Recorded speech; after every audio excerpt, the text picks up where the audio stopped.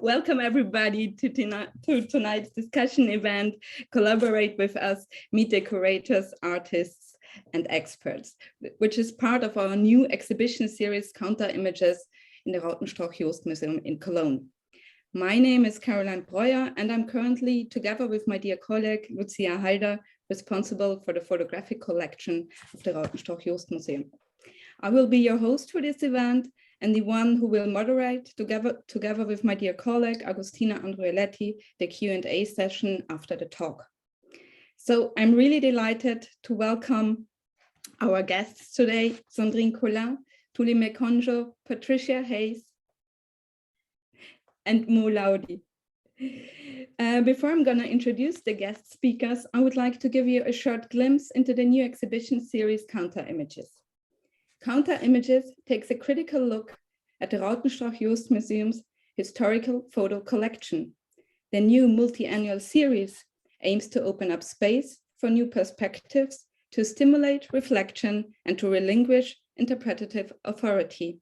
In this way, Counter Images aims to create a place of learning for images and photography. What do photographs tell us? Who selects, archives, and presents images? How do we shape or distort memory? How do we read old photos today?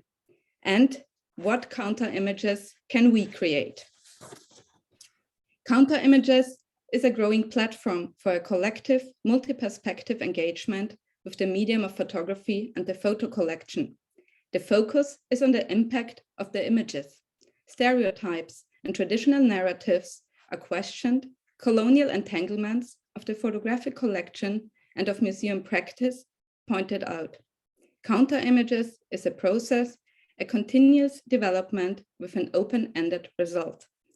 For Counter Images, we invited curators, artists, and activists. And at tonight's event, we want to talk about the show Undisciplined within Counter Images, which Sandrine Colard curated for us. So now let me introduce the speakers for today's discussion, or for this evening discussion. Patricia Hayes is a professor of the University of the Western Cape who focuses on various subjects tied to colonial photography. She has done work on colonial Namibian history and as well researching political and documentary photography in South Africa while teaching African history, gender and history, and visual history. Her most recent publications are co-editing Ambivalent, Photography and Visibility in African History in 2019, the Kronos special issue on Other Lives of the Image in 2020, and most recently, co-editor of Love and Revolution in the Colonial and Post-Colonial World, Perspectives from South Asia and Southern Africa, 2021. Tuli Mekondjo is a self-taught artist. She works with mixed media, embroidery, collage, paint, resin, and mahango grain, a Namibian food staple. Drawing on photographic archives and histories of the loss and erasure of Namibian cultural practices, she explores history and identity politics through the lens of those who lived in exile during Namibia's independence war. Mekondjo has exhibited in multiple fairs and in multiple group shows, including museum shows in South Africa, Namibia, France, and the UK. Her works are held in multiple international collections. Laudi is a multidisciplinary artist, composer, DJ, Stellenbosch University Research Fellow, and the first South African Black curator to curate a group exhibition in Paris. He's known for his globalisto philosophy and his key contributions to Afro-electronic music. His artistic practice includes experiments with sound as material, sonic landscapes mixing vocals, textures, and rhythms as a social political critique of society. Inspired by African systems knowledge, post-apartheid, transitionalism, international and underground subcultures, his investigations also find expressions through painting, collage, sculptures, installations, and videos. His installations have been commissioned for exhibitions such as Ernest Mancoba, I Shall Dance in a Different Society, Centre Pompidou, Paris in 2019, Johari Brassbender by Semi Baluchi at the Grand Palais, Paris 2020, Sonsbeck, Arnhem Foundation, Cadiz, Paris 2021, and Dakar Biennale in 2022. For more information, please check out his Instagram. And last but not least, our dear guest curator for the show Undisciplined, Sandrine Colard. She's an assistant professor of art history at Rutgers University, Newark, and an independent curator based in New York City and Brussels. She is an historian of modern and contemporary African art and photography. Her recent exhibitions include The Way She Looks, A History of Female Gazes in African Portraiture, photographs from the Walter Collection, Ryerson Image Center, Toronto 2019. The exhibition Congoville, Middelheim Museum, Antwerp in 2020. Furthermore, she curated the 6th Lubumbashi Biennale. Her research has been supported by numerous grants as Musée Corboli or the Ford Foundation. She's a Getty Fellow for her book project on the history of photography in colonial Congo. And now she will moderate the talk and introduce us to her concept of undisciplined within counter images. And now I would like to hand over to you, Sandrine, give you the floor or the Zoom platform, however you call. Good morning, afternoon, or evening, everyone, wherever you are in the world. First, let me share my screen and a PowerPoint that we're going to play as we discuss today. I'm going to try to make it full screen. Can you see it properly? Is it okay? Wonderful. So thank you so much for joining us today for a conversation I am very excited about. I am thrilled, really thrilled that we have gathered Tuli Mekondjo and Laudi, the two artists who are part of Undisciplined that I curated as a prologue for the Counter Images series exhibitions. I am also particularly grateful and honored to receive today Professor Patricia Hayes, who has been a photographic historian that I have looked up to for so many years. So thank you so much for being here, and also because her work has really been a direct inspiration for this show.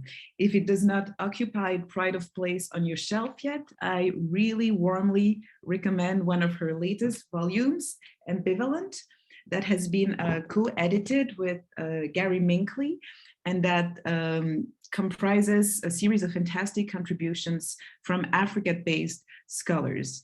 It is a really, really important book that revisits many of the taken for granted ideas and concepts about African and colonial photography, so I really recommend this. And before we dive into our conversation, I want to give you a little bit of the ideas that make me want to create this show, Undisciplined. When I was invited to curate a curatorial intervention in the museum in relation to the photographic collection, it appeared that in many different aspects, the Rautenstrauch-Joest-Museum, and this is the only time I'm going to say the name, next time I'm going to call it the RJM Museum, that its photo collection was similar in many different aspects to other post or ethnographic museum around the world and to their collections. You have here, I think, approximately 100,000 photographic objects produced in a large measure in colonial contexts during the occupation of Africa, but also other places. And as a scientific repository of these images, museums in general really preserve the historical information, the intact names, description produced by colonial knowledge at that time. And their description as, collection, photographic collection, really give the impression of a very homogeneous and cohesive whole ensemble of images. In fact, these images, and it's really something that becomes quite clear when you spend a lot of time doing research in these archives, are extremely heterogeneous bodies of images produced by very different people and very different profiles, people, you know, calling themselves explorers, scientifics, but also tourists. What we call ethnographic collections is usually what people associate with the captures of non-white people that turn them into, you know, object of study in attempt very often to demonstrate their alleged inferiority. And what I think we don't repeat enough is very often how all of these, you know, pseudo-scientific disciplines and their photographs are failed sciences. And very often they are, you know, we keep calling them ethnographic collections. Museums keep preserving them because it's their mission. And very often doing so, they perpetuously enshrine these images. And this was really the idea with the show Undisciplined. It was meant to point at the very lack of discipline of what was called ethnography and also photography in that discipline of ethnography. It also points at the unruliness of colonial ethnography, colonial photography. You know, it's very, when you look at this innumerable number of images, it's very difficult to put this blanket name of colonial photography and really what it means in this context. And then Undisciplined really also pointed at these artistic practice that sort of refuse this fraudulent claim to science, that adopt you know, approaches that are disobedient, that are very often irreverent, or counter these pseudo sciences.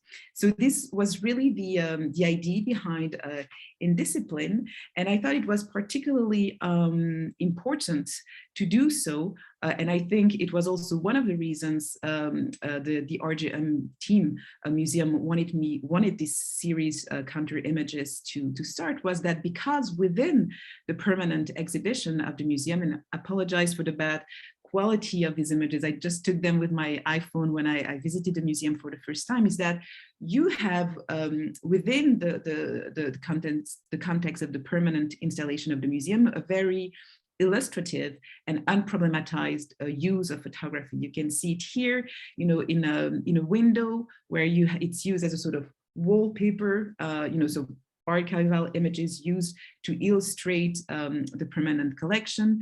This is probably even stronger in these next images, in the actual room where Undisciplined is installed, where you have these classical African sculptures being illustrated with photographs from the archival collection produced in the context of colonialism, and a complete use as illustration for the group of people that produce these artworks. So we see here how photography is still very often used as this sort of unproblematic, transparent medium that we can still rely on for objective information. And one quote in particular that I thought that from the book Ambivalent that inspired me, and that has inspired this show in general, is the following, and I'm going to quote here. Even those photographs that fill the drawers of our museums, deemed to be traditional, tribal, or ethnographic, need to be looked at anew. Such photographs should not be left to lie fallow in the generic imprint in which they were first conceived or classified. So this is in the introduction of the book Ambivalent. And I guess therefore my first question is for Patricia, is that very often one of the power of these images is their incredible numbers, right? They are so numerous that it's a quite gigantic task to recast these images. And I was wondering whether you had ideas or about these new approaches museum could adopt to declassify these collections that we find in so many different institutions in the world. First question for you, Patricia. Thanks so much, Sandrine. And thank you for your very kind introduction and your your generous response to this book, which was a great collective effort amongst a cohort of young African scholars here. So that's a great honor for all of us. Thank you. Sandrine likes to ask very big questions. So I've got a few responses to that point, Sandrine. You know, and the trouble with this genre that's so colonial is that the images categorized as ethnographic hold anything from secrets to very ordinary and mundane, you know, spaces, presences, happenings. They also they refer to very long histories and biographies of things, of which I would be confident in saying the vast majority of white photographers would be largely very ignorant. And, you know, they might be concerned with extending the variation of sort of taxonomic collections for which there was a demand in those pseudosciences to which you referred, or they're interested in the function of the things people are working with in these settings. So what may be ethnographic description through the camera, and whatever the influences aesthetically or scientifically, there's something of a non-event in colonial terms. Photographers were pursuing their own agendas, but they might be an event in African terms, if I can put it in that way. So over time, this takes on more gravity, and paying attention to detail, to singularities, especially slippages within the conventions of ethnographic or even anthropometric photographs, and repositioning them as you are doing with this curating, and the artists Tuli and Mo are very much doing. It allows photos to operate in a way that's a kind of visual disturbance. Then they present a range of possible dissonances. So the apparent absence of a meaningful African story in this to contemporary audiences, it can be an absence that makes itself increasingly felt. And we need to find increased ways of being very receptive to this, whether through artistic practice, through research. And for these things, we need methodological toolkits. Now, the material ordering in museums tends to reinforce some of the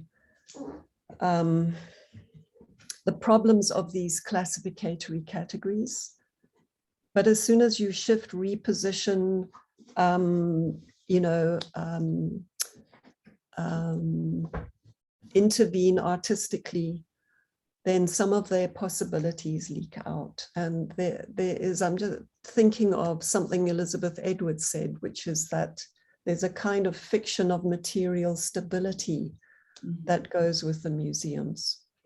And I'm really excited by the way Tuli has repositioned these photographs from Namibia into other kinds of materialities, and that it's very textured. It's really extraordinary, especially with the mahangu grain and the textiles and the stitching, you know, making references to very specific spheres, often of women's work. And Mo has animated still photos by putting them into movement with backdrops that have many resonances. And, you know, videos play like televisions that, in a way, people want to watch. And perhaps we need to accept that images are always moving. Now, apart from the material ordering, there's also an epistemological ordering in the museums where categories need to be interrogated and undone. And I think this is where your your work with the notion of undisciplined is very exciting. And here, you know, disciplinary distinctions where, for example, anthropology fails to think historically or in terms of duration, and history fails to think about cultures, aesthetics, and bodies. These need to be far more systematically questioned and undone. And if the museum imprisons the images in these classifications, our academic disciplines are also imprisoning our thinking. So those are some of the preliminary comments I would make in response to your question about, well, which, as you, is a really very challenging question about how to declassify these collections. Well, my questions may be big, but the answers definitely do not disappoint. Thank you so much, Patricia. And I really, some points that maybe we can keep reflect about in the conversation is these words of dissonance, especially when we come to talk more in details about Mo's work. And also for the museums, I think the ideas of you know, the fictional stability of the knowledge, the need to reclassify things, to rethink the categories is really something extremely important and something that needs to be researched. I think that, you know, the number of researchers that we need to do all of this is really, really, really important. And I think that the next questions is for Mo and Tuli. I wanted to ask you both, you know, as African artists, how you would describe your relationship to colonial era photography in general, and then maybe also more specifically in relation to your respective countries of Namibia for Tuli and South Africa for Mo. So Tuli, you have worked on colonial photo archives for some time now, I believe. And yes, I wanted you to talk about a little bit about your relationship to this material and whether it has evolved, you know, in time, whether you see this material or these materials, since these images are so different, if it has evolved over time. And you should unmute yourself. Oh, really fast. Ladies first. You're still muted, Tuli. You should unmute yourself. Okay, there we go. Yes. Okay. Hi, Sandrine. Hi, everyone. Thank you so much for this opportunity and to talk a little bit more about my work. Yeah, you know, my relationship with the colonial images are, you know, are quite it's quite instrumental because it has been, these images have been my education. You know, I've been, you know, like coming from the refugee camp in Angola and coming to Namibia after independence and going through, you know, school and not really having being taught the real, like a proper Namibian history about the country, the history of Namibia, and not. And I'm not even referring to the border war, but the real Namibian history of, like, including the genocide and all the other founding fathers of Namibia, like the Hendrik Witbooi and the Marengos. So, you know, when I discovered the archival images, they've been teaching me a lot about the history of the country and my ancestors, and also how today in Namibia, I think we need to revisit and have access to these images, because I think a lot of Namibians, we struggle a lot with understanding our own history because we are excluded from looking at these pictures in the archives, in our national archives. We don't have access to go there and look at these images because it's there in the national archives, and it's only a handful of people that have access to go to the national archives and look at these images. You know, we have a very brutal history, and it's so entangled. It doesn't matter if you're a German Namibian or an Ovambo or Herero or Nama, it doesn't matter who you are. We are all entangled into this in this history, and I think it would be so great if we can have dialogue as Namibians, and maybe to have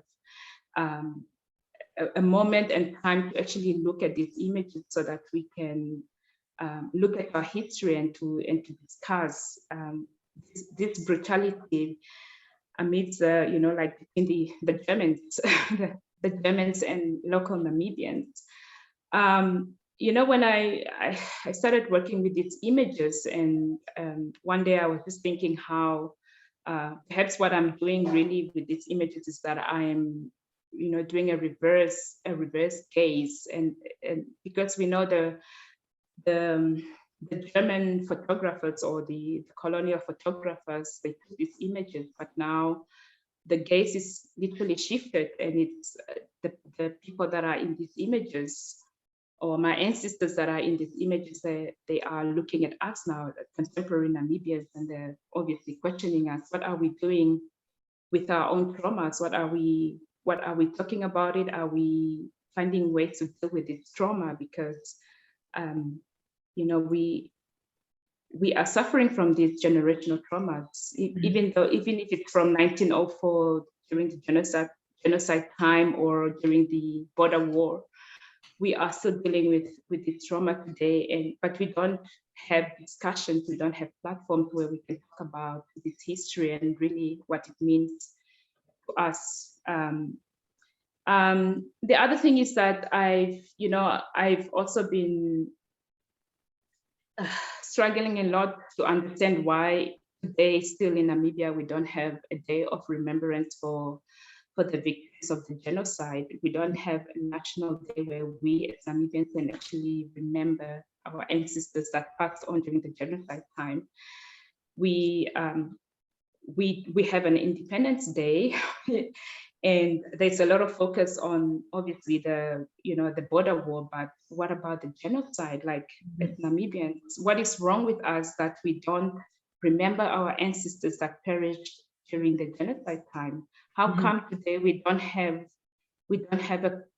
commemorate them, we don't celebrate them, we don't say thank you to them, we don't remember them? And I think it's so painful to really think and to just think that we live in a country whereby there's a huge gap within our own history, that the current government kind of just decided that the genocide is not so important, and that they focus on the idea of the founding fathers that fought in the border war. But what about all the other people that actually started fighting for this country from 1904? Like, I think that's like our very first wars as Namibians started from 1904 and not in the 1960s. So maybe less familiar with Namibian history, I just wanted to say that Namibia was a German colony between 1884 and 1918, correct? And yes. Yes.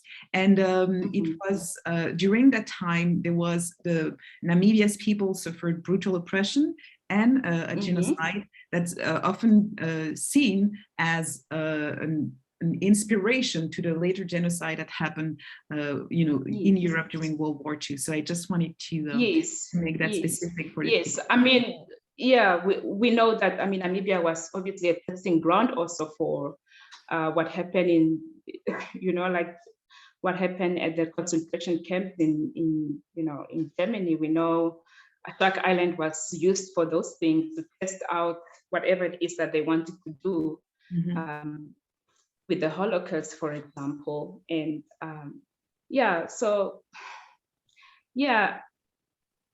this practice of working with these colonial images from the archives, I would say that it came to me, I guess it was a message from the ancestors. I know a lot of people want to know, like, how did you stumble upon using these archival images and the Mahangu and,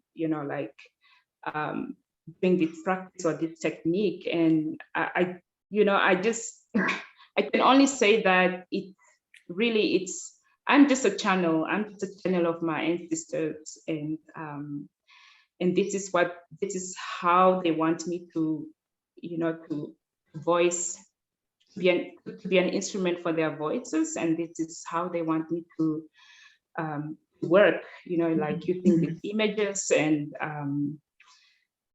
putting the mahangu on there, because obviously everything is also symbolic. Like, that's the reason why the mahangu is there. And I want you to obviously speak the most sorry, I want you so to speak obviously details about the process. So hold on to that for a few minutes, but I would just like to extend the question to Mo. First, about your relationship to the archives of colonial photography. I want you to tell me, but I'm not sure, was it your first time, Mo, working on colonial photography on the images archives? Or was it not? And if so, how was it for you to engage with this material within your artistic practice? In a way, it was, oh, hi, everybody. Thank you. Thank you for the invitation. Thank you, Sandrine. And thank you, Caroline. Thank you, Lucia. Thank you, Annette. It's really an honor to be a part of this dialogue, and really happy to meet you all. For me, working with colonial archives kind of drew me back more to my childhood, being born under apartheid, where the image was controversial, banned, where if you're an activist, that image of the activist is something that could get you to prison. So people would have these photos of Nelson Mandela hiding somewhere, or Steve Biko, or newspapers, but if the police came, you go to jail. And so as you grow up, you are seeking these images, you want to know what's happening in the past. And somehow I have been super hyper in documenting, I guess, a bit of my life in a way of tracing these memories of the past, and then seeing how archival footage of apartheid South Africa, somehow it's rare. I remember going to London when we lived in London for a bit, and seeing on the TV for the first time what was happening in South Africa. That was a bit of a shock to understand that the power of the image can actually change how people act, how they feel. And then traveling around Africa, seeing how certain communities, especially in West Africa, had this fear of the photographs being taken, and feeling that by you taking the photographs, you're stealing the soul. It was almost like this history that has been tormented over and over. And then you go to amazing bookshops all around the world where they have all these Africans and packed up in a very nice book, and I just found it shocking.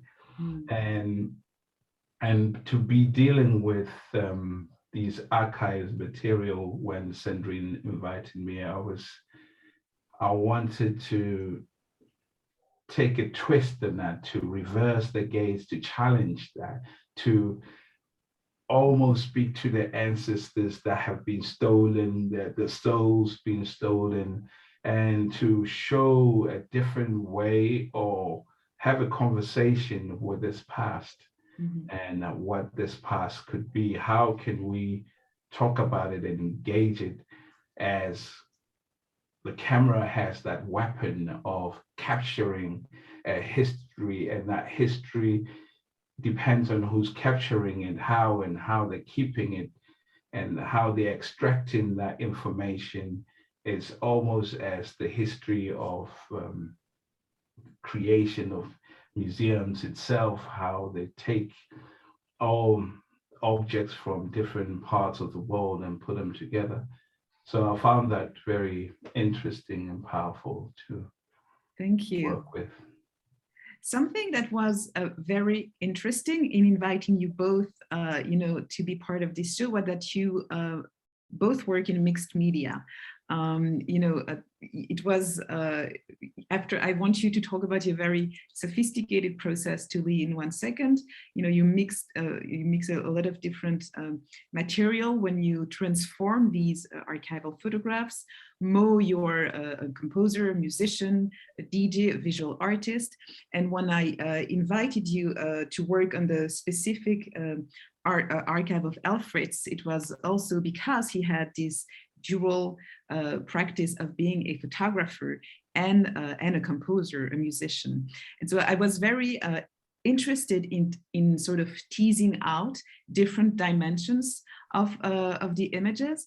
And so I wanted you both to talk about that, the sort of intermediality of your work in relation to photography. So Tuli, can you tell us more about your process, which is so interesting in relation to the archival images? And here I have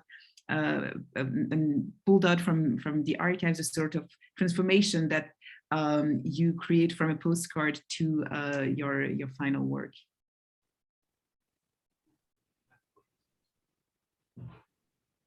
Is Tuli still there?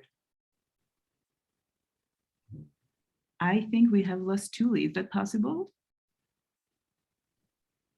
Yes, I think so. I'm going to ask Agustina 1 moment. Okay, Mo, can you go first then, please, about the relationship? Can you tell us about actually your experience to go to the archive of Alfred's in Berlin, and then of this relationship between sound, music, and photography?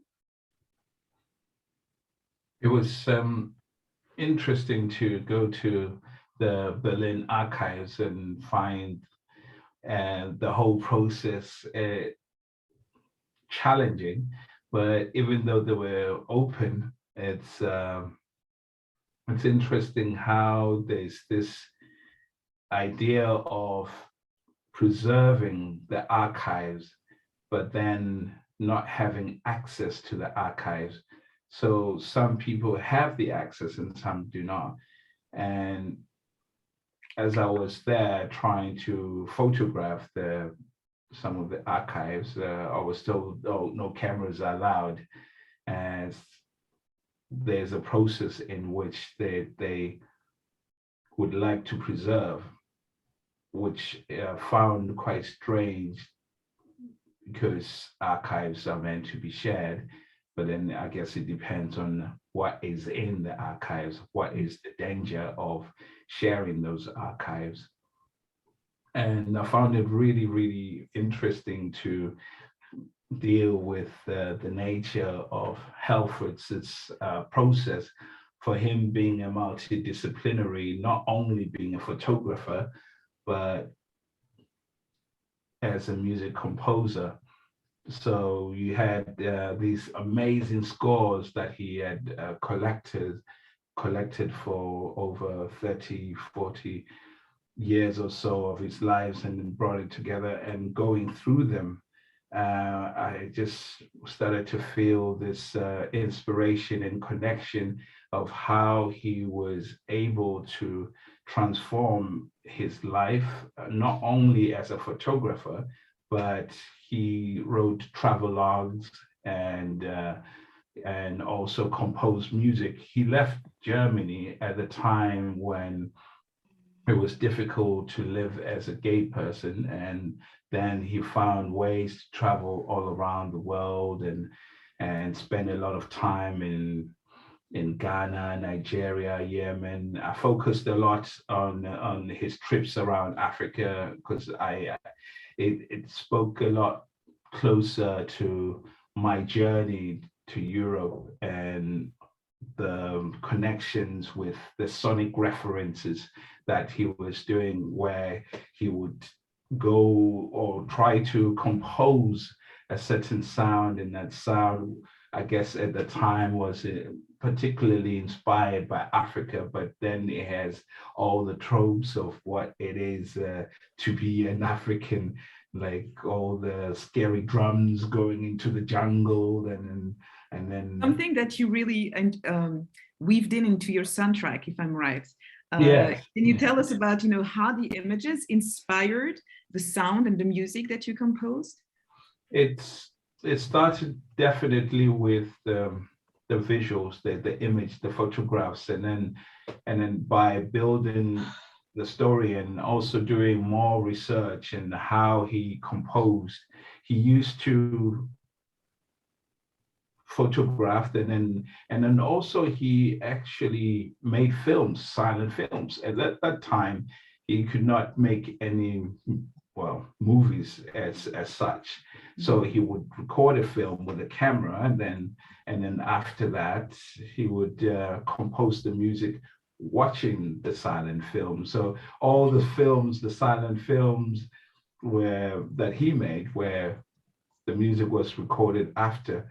And I found it interesting researching his life that he also before used to work as a musician during the cinema. So while people were watching all the silent films, you had this musician playing music and looking at the screen and trying to capture that emotion of what that film is saying. So I guess it's in an essence trying to challenge that gaze and challenge the feeling that he had of one element I feel is fear, but at the same time I feel there's an interest, there's a gaze, there's a kind of a curiosity that he had. And it's interesting when speaking to people that knew him, that would describe him as not someone that was racist, and it was someone who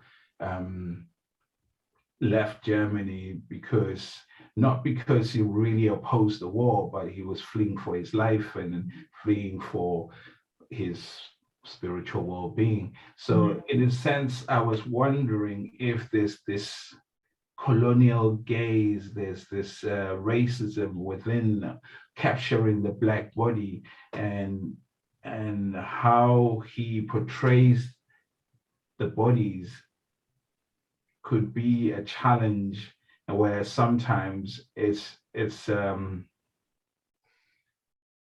way people thought at the time, felt at that time. So is it racist? But it's the way that the times were. Thank so you. I wanted to capture that feeling, that element of that era, of that fear, but also challenge it within the sound. So the sound takes you on that journey. One layer, you have the drums that are spaced out, and the shakers, which are kind of phenomenal in a lot of different Afro-electronic music inspired by traditional music. And also now you have Amapiano rhythms, which is a new sound that's coming from South Africa, and the sampling element that is inspired by hip hop that brings it together. And you got this melodic, almost childlike narrative that is an idea which I found really disturbing coming to Europe from South Africa. They had most people having this idea of what Africa is, this happy in the jungle freedom. And so to challenge that and to bring that out, how can that be portrayed? So in the sound, you can feel that journey.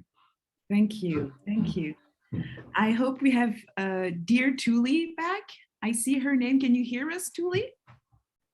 I can hear you. Wonderful. Can you hear me? Yes, we can. Can Wonderful. you hear? Okay. Yes, yes, I'm you're sorry, back. there's something wrong with my video. I don't know what's going on. No worries at all. As long as But we have your voice, we'll miss your face, but we're happy we still have your voice. So do you want to talk a little bit about your, how you transform these images, and in this case, in the case of the images of the show, from the postcard to the images? Can you tell us a little bit about that, please? Yes. I usually start with obviously prepping the canvases with the mahangu, and the mahangu is infused within the resin. Can you explain what mahangu is for people? Well, mahangu is it's a staple that we, or Wambo people that stay in the northern part of Namibia, we grow it and we harvest it, and then we pound it to make a kind of flour that we cook, and we make a porridge from it. And it's like one of our main staple, like the main thing in our diet that we eat together with meat or some toast. But like the ancestors have been cultivating and planting this mahangu for centuries, and it has been passed on from generation to generation. And usually what we do now in Namibia is that we all, at some point during the year, we leave the cities and we travel to the northern part of Namibia, work the land, to cultivate the land so that we can plant the mahangu and wait for harvest time so we can have, we can pound it, make the mahangu flour. So I've decided, like this whole process just came to me like one day, whereby I just started fusing the mahangu and the resin together, and just to see what will happen. And I noticed that the mahangu would fuse into the resin, and then I decided that I'm going to, sprinkle the mahangu within the resin onto canvas to see if it can work. And it worked. The process worked really well, and I decided now to take the archival images, and the images are usually postcards that I buy sometimes in Swakopmund or here in Windhoek, or I go to the National Archives of Namibia. And what I do with the postcards or these archival images is that the first thing that I do, I cut them up into pieces so that they're like little pieces of the whole image. And the reason why I'm cutting them up is to try and enlarge them so that when I do the transfer later, I'm transferring each piece of the image or the original postcard piece by piece, and so that they can appear bigger on the canvases. So once the mahangu and the resin is all completely dry, that's now when I do the image transfer of the postcards, and I do it like piece by piece, so that it's almost like recreating the puzzle so that you can have the original picture as it is. But there will be moments whereby sometimes I will remove some parts, some sections, like in this artwork, you could see like the hand of the arm, the rest of the arm of the man is actually not there. And sometimes, sometimes I take away things, or sometimes I keep things as they are, because I don't want things to be perfect, because I can't really control the process. Like whatever comes out, I go with it, and I try my best not to make anything perfect, because it's not about perfection. It's really about talking about the trauma and what is depicted in the postcards. So there will be moments whereby I will do the transfer technique, and it will be like maybe that things didn't really stick well together on the canvas and a piece of the postcard. And usually what I do when I meet a piece, I just fill it in with like a gold. I would take like a gold marker and just fill in those open spaces with gold, like a gold, some type of gold paint or gold marker. And I like to do that because it's almost like filling in the brokenness or like something that's missing of the image, and the goal kind of fill in whatever is missing from the images. So once I'm done with the image transfer, like with this series of work, what I did now is that I started drawing, putting in all these drawings behind the images with, with a white marker or a black marker, and I would just draw some of these interesting shapes behind, and then put in also a lot of gold in there again. And once I'm done with all the drawing aspects of the work, that's now when I start embroidering the chromas onto the archival images. And it's exactly true what Patricia said about how, the act of embroidering, it's inspired by some of the postcards that I have of the women that were captured doing this work of stitching and embroidering, and you could see in the postcards, some of the postcards that I have, they are stylized, that they were literally made to pose in certain ways, and like everything is so stylized, but then they are doing the work of stitching and embroidering while the children are standing next to them. It's quite symbolic, because it's the embroidery is not just about the like representing the traumas of the the Namibian people, but it's also about their labor, the work that they did during the colonial time, how the women would mend the colonial masters' clothes and making their clothes, and also how the women would tend the land and plant the mahangu, and how also some of the women were actually building the railway tracks, carrying all those concrete slabs and having to do all this hard labor.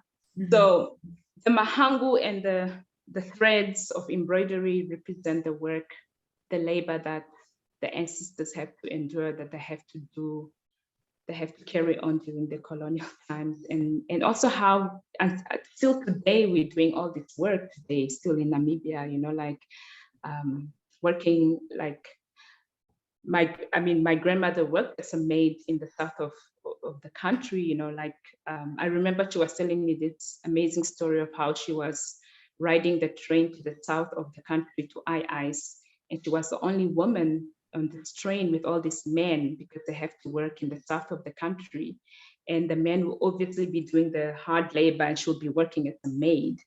But then she told me how she was traumatized to see a holding cell on the train, and she was like going on like, I can't believe there's actually a jail on the train.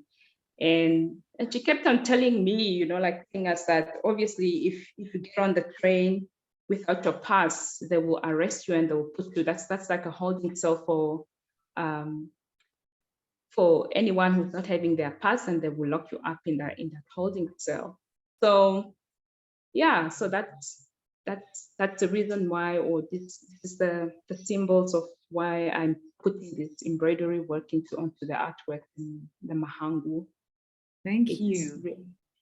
It's really interesting, and maybe the following question is for Patricia, is how we see more and more in contemporary artistic practices this mix of media when it comes to photography, and the embroidery is something that we've seen a lot in Africa, also a lot. Also, I'm thinking about photographers such as Joanna Shumali in Côte d'Ivoire, Ivory Coast. This idea of embroidering the photograph, the association with the female tradition of embroidery. So I wanted to ask you, Patricia, how do you see this? I don't know if it's a new trend, but at least this growing phenomenon of people working on photography, but really reworking the photographic prints with all sorts of different media, be it embroidery, being painting on it, or even the mix with sound, with music. How do you see this, potentially helping us to go back to these archives in a different way? Thanks, Sandrine. And so fascinating and riveting to hear Mo and Tuli speak about their processes. I think that, you know, it's really interesting the way a photographic image is like a sort of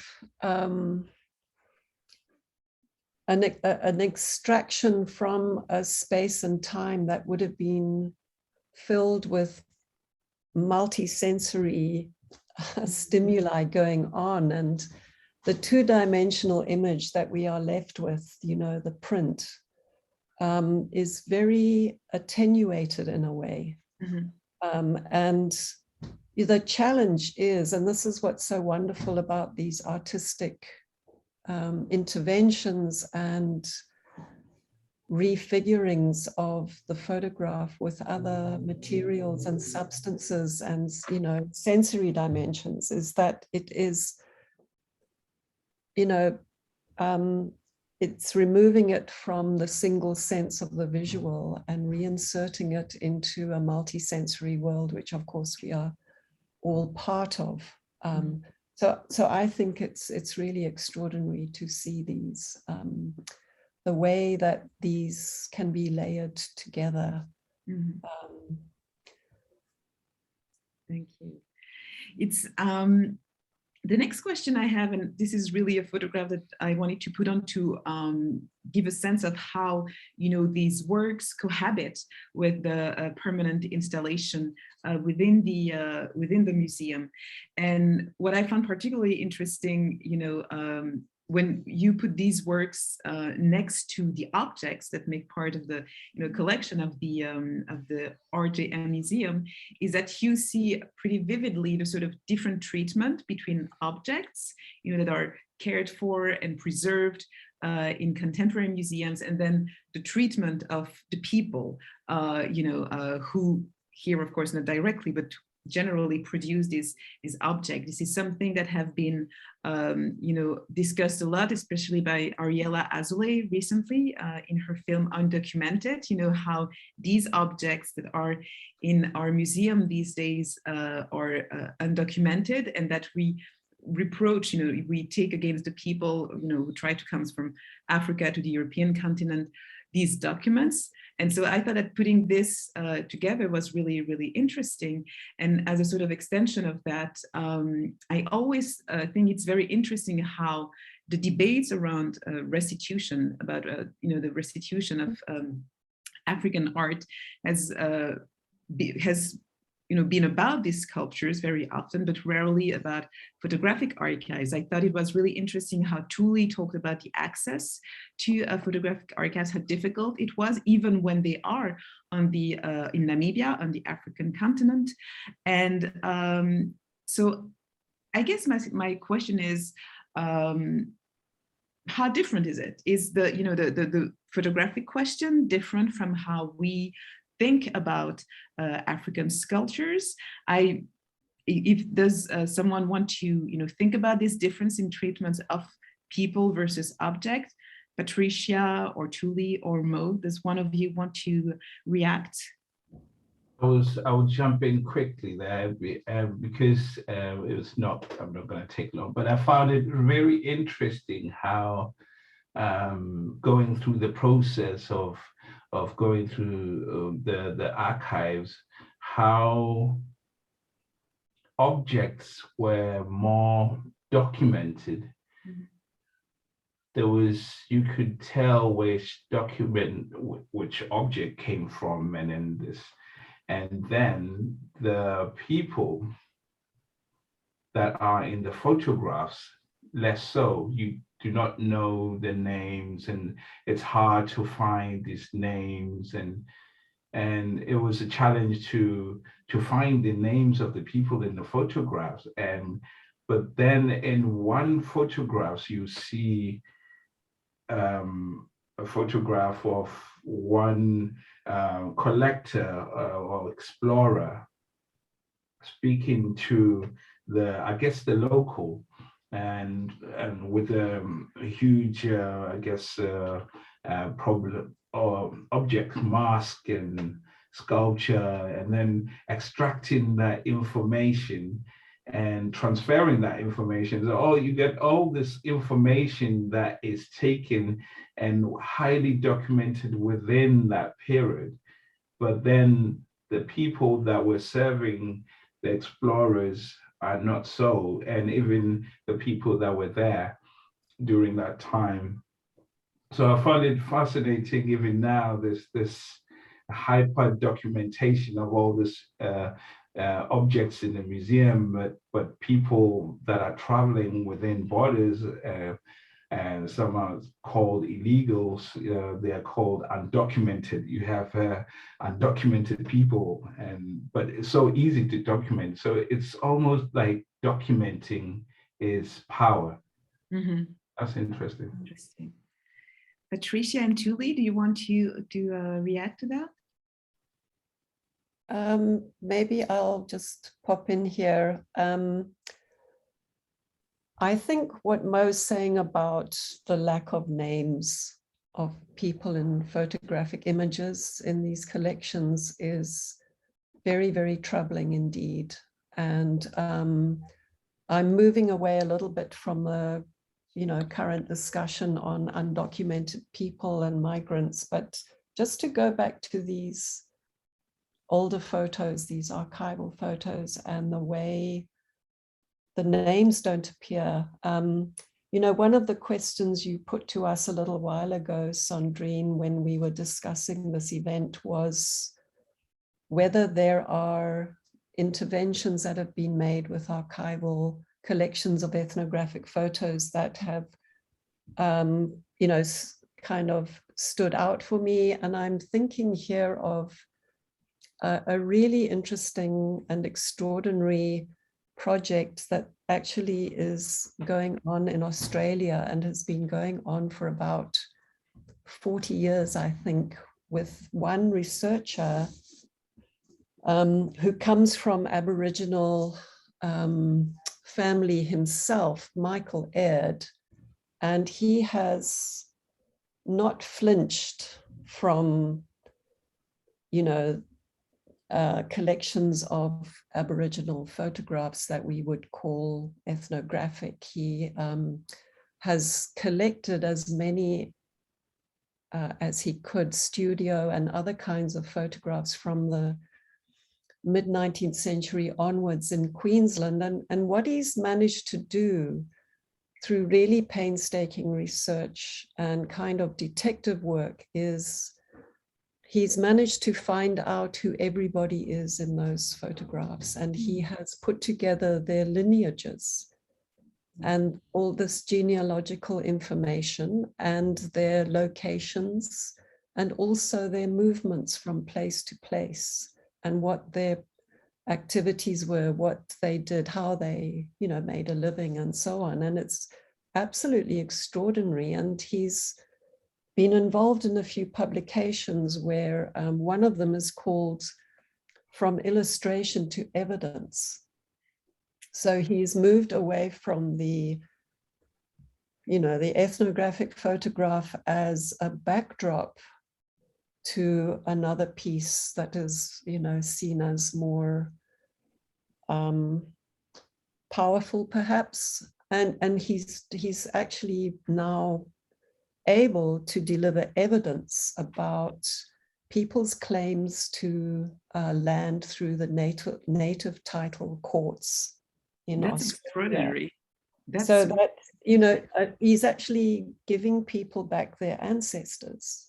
This is wonderful. And I think it really, when I was speaking at first about the sort of generic power that we assign to colonial photography, this is really the sort of painstaking individual research that I think are needed to deactivate the power of these images. Can you tell us how you spell the last name of that research? AIRD, and in a moment I'll try to give you a link to we did an interview with him for one of our publications. Okay, yes, recently. If you can put that in the chat, that'd be in the chat, certainly. But I just want to say another thing about the relationship between photographs and objects. in the Ethnographic Museum, and you know, how they fit in also with debates that are gathering momentum now with restitution. And I think photographs do quite special work, and they are getting, you know, I think they're neglected in relation to other objects like sculptures, you know, and the treasures that are being reclaimed.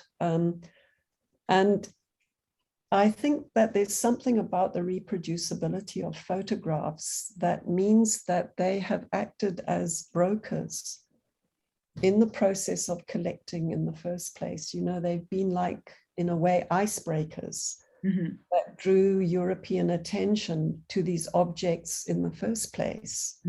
And they've sometimes acted visually to isolate these objects from their users, but on other occasions, they might help us recreate something of the, you know, the spaces and the dynamics in which collectors operated and negotiated with people for these objects, or indeed took things without negotiation. So I think it could be very challenging to match up photographic collections far more rigorously with other objects in museums.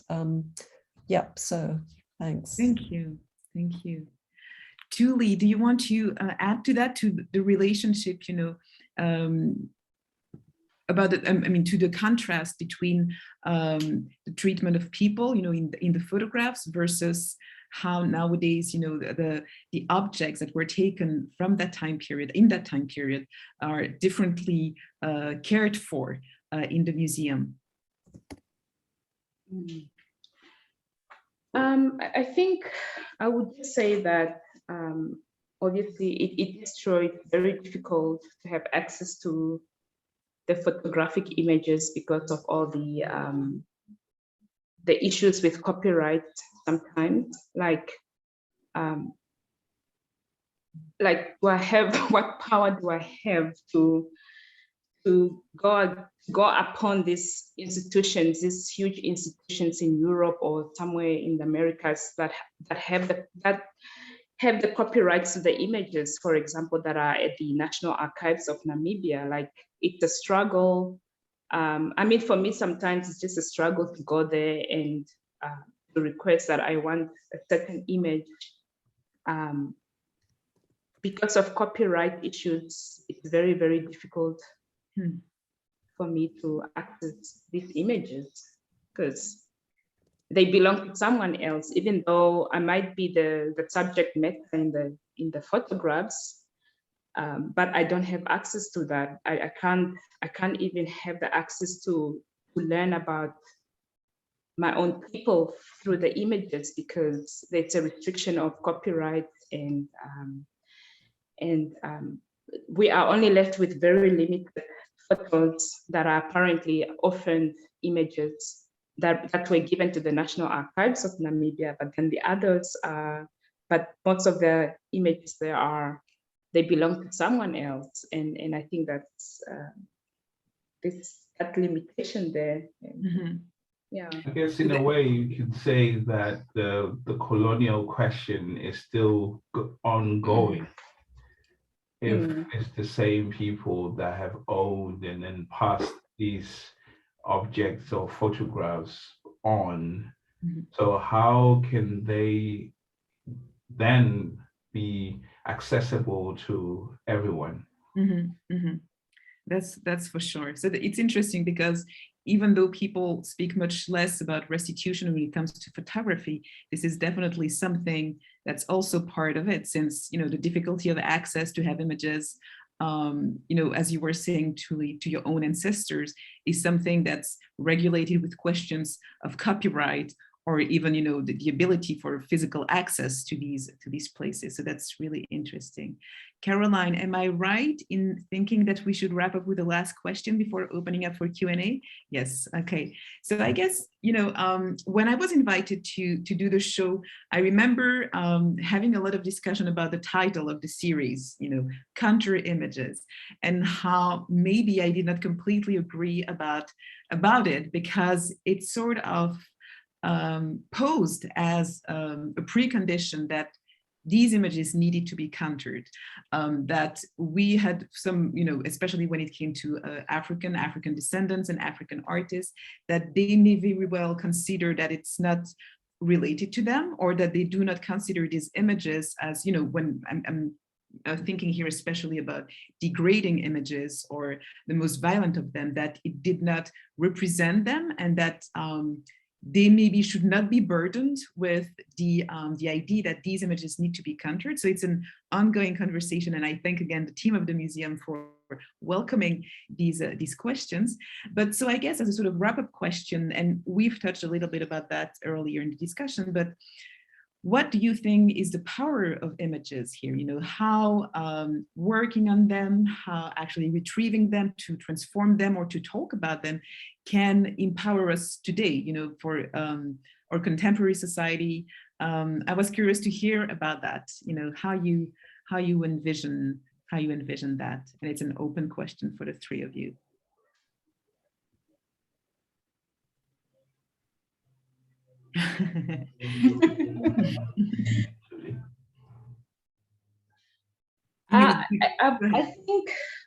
I think for Namibia, I'm seeing it this way. You know, there's one archival image that has been haunting me for a while now, and because I don't know how to go about working with it. And this image is it's depicting of a Herero man in chains, and right in the center of the image, it's one of their brothers. He could be Damara, he could be Ovambo, he could be Caprivian, he could be even Herero, and he's standing right in the center of this image, and in the background is his brothers in chains. And this man is wearing the Schutztruppe uniform with a gun, and he's also having a whip, and he's posing with a pipe in his mouth, and he's posing in front. And every time I look at this picture, you know, I'm haunted, because I realize that I think as the Namibian people, we have to see these kind of images. It's a way for us to really start having the dialogue about our own history, and about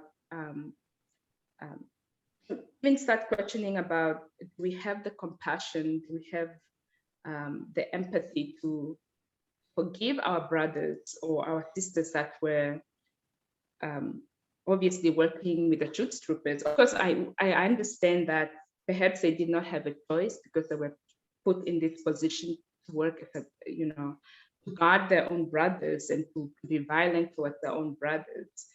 But my question is today, like, are we able to look at images like these, whereby because we always talk about, yeah, our ancestors were put in chains, but what happened when you see that one of their brothers was put in that position to be violent towards them, and to whip them with this whip, and to be the guard that's literally inflicting also this pain onto them? And so that, I think that's the power of photography and of all these images, these archival images, because and especially for Namibia, I think we need to really have this serious dialogue where we talk about these things, like, are we able to forgive each other?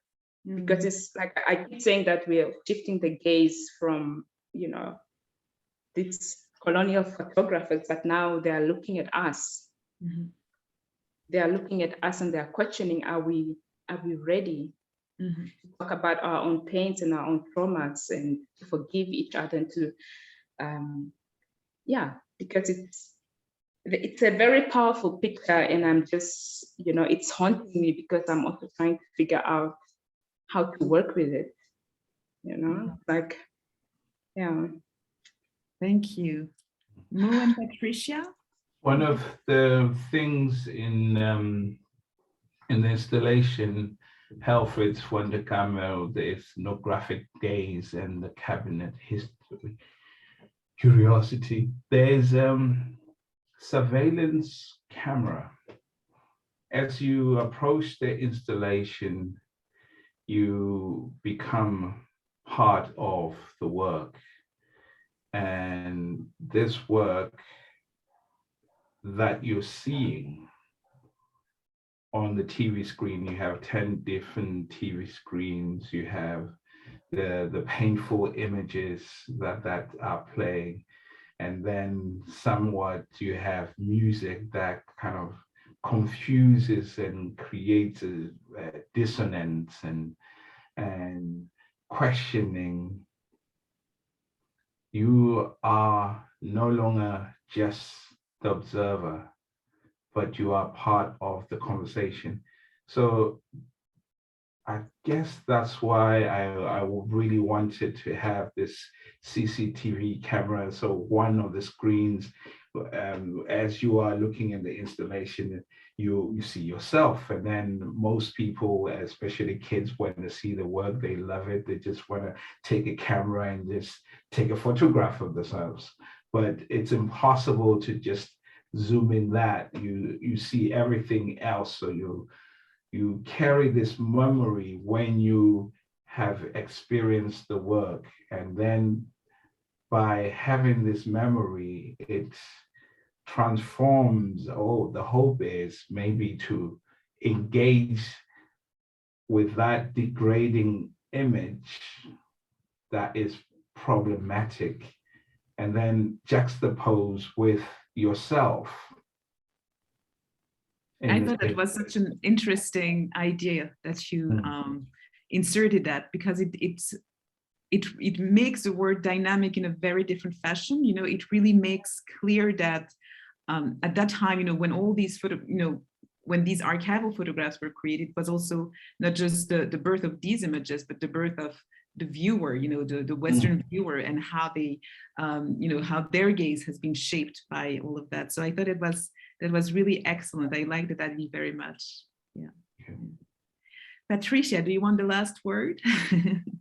Well, I'm so inspired by what Tuli and Mo have been saying, and it brings me to the point where I'm back at the time when we were trying to conceive of a title for the project we were doing that became called Ambivalent. And we ended up,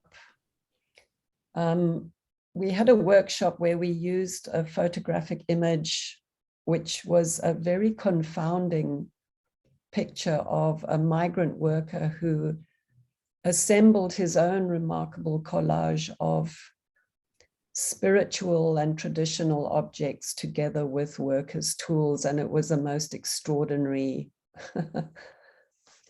undefinable image. And the notion of ambivalent came because of, well, some artists like Santu Mofokeng, the photographer, already use it, but it's about something where you have to contain different responses and feelings at the same time. And it's not something that you can divide into parts and separate out. They are concurrent. We deal with them. And I think this is actually quite useful in thinking about what Tuli was describing. You know, how do we deal with our own ambivalent histories where, you know, we push something that's really hard out to the edges and even into the unconscious. And I think we are really being haunted by these aspects of our historical unconscious. And you know, what else is there at the edge of the image? So for me, ambivalence remains a really helpful concept. Thank you. That's a wonderful last word.